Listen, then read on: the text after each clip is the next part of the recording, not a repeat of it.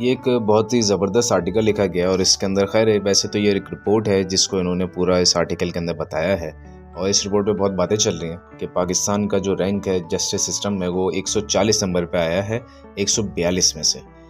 तो ये देखते हैं कि पाकिस्तान ने जो थर्ड रैंक हासिल किया है वो भी नीचे से, तो ये कैसे किया और इसमें और क्या क्या चीज़ें छुपी हुई हैं। तो ये एक एनुअल सर्वे होता है और ये वर्ल्ड जस्टिस प्रोजेक्ट का रूल ऑफ लॉ इंडेक्स है और ये एक एनुअल सर्वे होता है और इसमें 8 फैक्टर्स को देखा जाता है, फिर जाके रैंकिंग दी जाती है।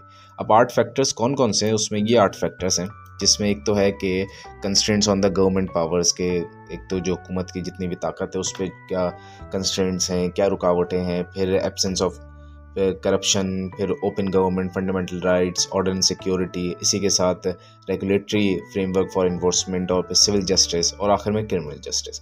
इन सब को देखा जाता है कि ये सब की क्या परफॉर्मेंस है, कि क्या करप्शन है उस मुल्क में, नहीं है, और इसी के साथ और लॉ एंड ऑर्डर की क्या सूरत हाल है, फिर सिविल जस्टिस का सिस्टम कैसा चल रहा है और क्रिमिनल जस्टिस कैसा है।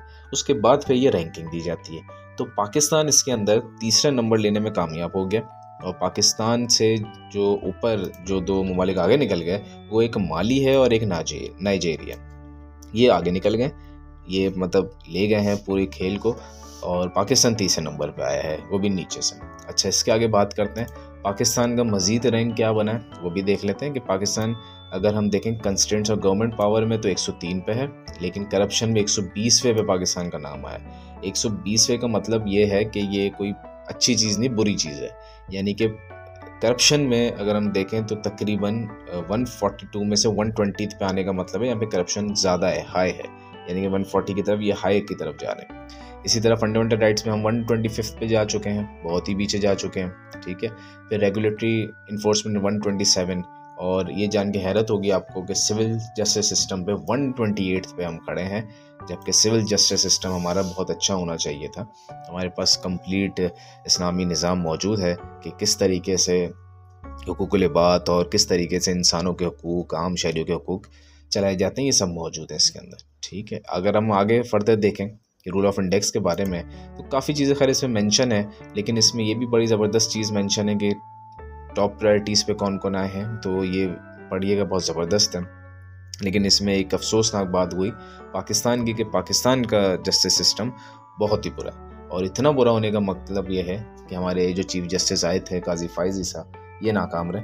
कि अगर पाकिस्तान पिछले साल के मुकाबले में मज़ीद नीचे चला गया, पिछले साल 129वें नंबर पे था, अब 140 पे, तो इससे बड़ी और शर्मनाक बात नहीं हो सकती, ठीक है। अगर हम फर्दर देखें तो ये एक इन्होंने बहुत ज़बरदस्त चीज़ इसमें मेंशन की है कि between 2016 and 24 people in 81% of countries have lost protections for their fundamental rights. ये चीज़ बताइए कि पूरी दुनिया के अंदर ही तकरीबन 81% जो हमारे ममालिक हैं उसमें फंडामेंटल राइट्स ख़त्म होते जा रहे हैं, और उसी का एक इम्पैक्ट हमें पाकिस्तान में भी नज़र आ रहा है कि फंडामेंटल राइट्स जो हैं, यानी कि freedom of speech, freedom of movement, ये तमाम चीज़ें ख़त्म होती जा रही। अच्छा, और आगे बात करें तो ये भी हम देख लेते हैं कि इलेक्शन जो हुए थे 2024 के, ठीक है, तो उस पर भी इन्होंने काफ़ी हद तक कुछ चीज़ें बताई, इलेक्टोरल ट्रांसपेरेंसी, और यही इसमें दिखाया है कि इलेक्टोरल ट्रांसपेरेंसी भी पाकिस्तान में बिल्कुल ही ख़राब और ख़त्म रही है, ख़त्म शुद्ध रही है। और इलेक्शन जितने बुरे हालात में हुए और जितने ख़राब इलेक्शंस हुए, इतने ख़राब इलेक्शन पाकिस्तान की तारीख में कभी नहीं। ये खैर इन्होंने इसमें रिपोर्ट में नहीं लिखा हुआ उन्होंने। इसी के साथ इन्होंने और भी बताया कि किस तरीके से जो ब्राज़ील और पोलैंड है उसमें भी कुछ इलेक्शंस हो वगैरह वगैरह। लेकिन असल तो जो ये रूल ऑफ इंडेक्स का था और उसमें पाकिस्तान को इन्होंने तीसरा नंबर दिया, वो भी नीचे से, और माली और नाइजीरिया बाजी ले गए, वो हमसे आगे निकल गए, हम पीछे रह गए।